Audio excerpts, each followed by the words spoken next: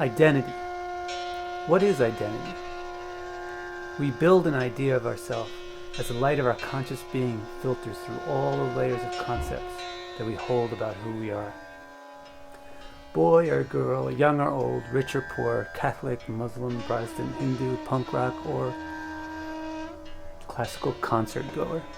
These are all layers of sedimentary layers surrounding the core of our conscious being. And what happens when we ask ourselves, who am I, is that we look inward, consciously or not, and all that we see are these sedimentary layers around ourselves. They're infinite in number, paper thin in complexity, but you can group them handily into three distinct categories. Race, gender, social class, income bracket, fashion choices, all these sort of things primarily fall into the physical category of our identity filters. The Ascendant is the astrological factor holding jurisdiction over this physical category of identity. Then there are deeper levels, more subjective and emotional, kind of things like our favorite music, our favorite TV shows, our favorite movies and games. The subjective opinions that we hold about these sorts of things form the emotional layers which surround our identity. All these layers in the emotional category of our identity fall under the jurisdiction of the moon, the planet of our subjective emotional experience. Still deeper down, very close to our core awareness itself, the very subtle layers of our ideological convictions, our moral outlook, religious viewpoints, and political stances. These are examples of the layers composing the ideological category of our identity, which is primarily under the jurisdiction of the sun. One of the most important functions of astrology, and one of the most common uses of it in modern society, is to help us more clearly understand who we are. So by dividing identity into three sections, three categories, the ascendant, the moon, and the sun, and then interpreting the various conditions of those three factors, one can very clearly understand the nature of one's own physical types of identity, emotional identity, and ideological identity. So let's take an example of this in action. We'll see how to do this. And we'll use the fascinating horoscope of Sri Krishna, which I introduced you to in the previous episode. What immediately grabs your attention in this chart, or should, is that Krishna was born right when the moon was rising. So his moon and ascendant are under nearly identical astrological conditions. And people who are born with the moon rising, which means that the moon is not just in the first house, but very close to the ascendant, such people will find that their physical and emotional senses of layers of identity are very melded and intertwined and have become one. And so their physical nature has a great impact on their emotional nature, and vice versa. Their emotions very strongly affect their health and appearance and their physical, practical, tangible realities.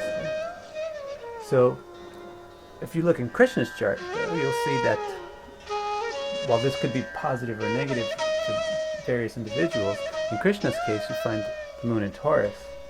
And this is a strong hint that this is going to be a very, very positive factor in Krishna's life. His physio-emotional oneness is a very exalted and positive facet of his karma, so to speak, of his nature.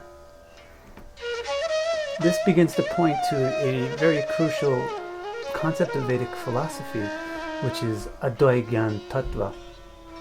In the Vedic idea, all these different layers of identity become perfectly one in an enlightened state. And of course, Godhead, such as Sri Krishna, is going to exhibit an enlightened state of being, and all of these layers of identity are going to become one. So we see the oneness between the moon and ascendant, and it's starting to point to this philosophical idea of Advaigyan Tattva, that there's absolute oneness between the soul and body and mind of an enlightened being such as Krishna.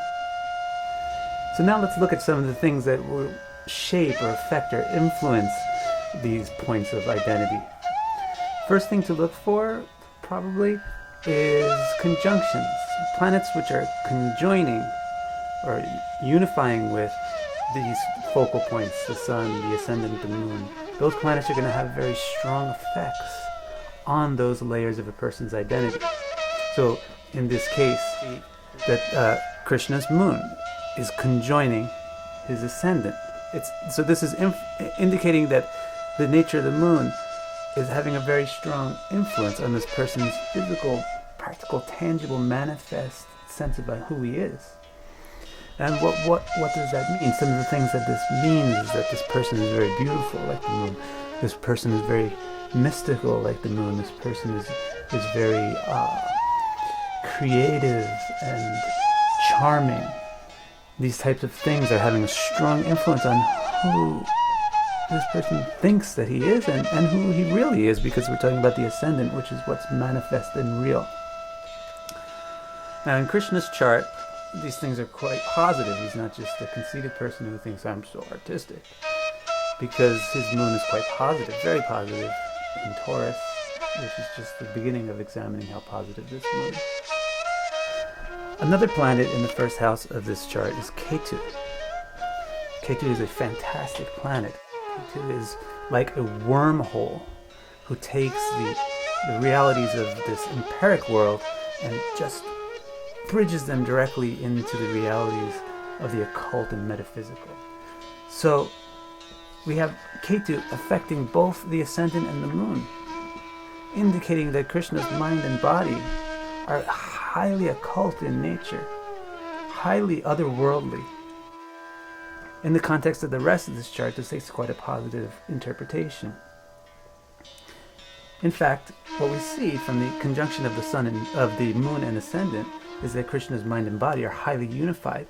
But then Ketu comes into the picture and takes this a whole nother step further and says, not only is his body and mind unified, but both of them are a tangible manifestation of an intangible reality.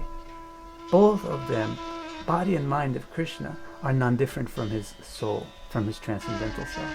This is why Krishna appeared at this time, when the planets were in this configuration, so that this sort of occult body that he has, which is non-different from his very self, could manifest to tangible senses. Indeed, the Bhagavad Gita portrays Krishna himself explaining this in a very straightforward way. Avajananti mam muddha manushim tanum ashrita. Puram bhavam majananto mama bhuta maheshwaram. He said, fools who don't really know me say that I have taken birth in a body. They don't realize that my very nature is occult, transcendental, and in complete mastery of all the layers of material existence.